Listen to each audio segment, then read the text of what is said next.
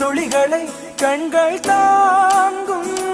கண்மணி காதலின் நெஞ்சம்தான் தாங்கிடுமா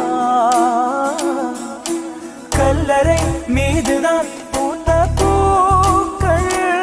என்றுதான் வண்ணத்து பூச்சிகள் பார்த்திடுமா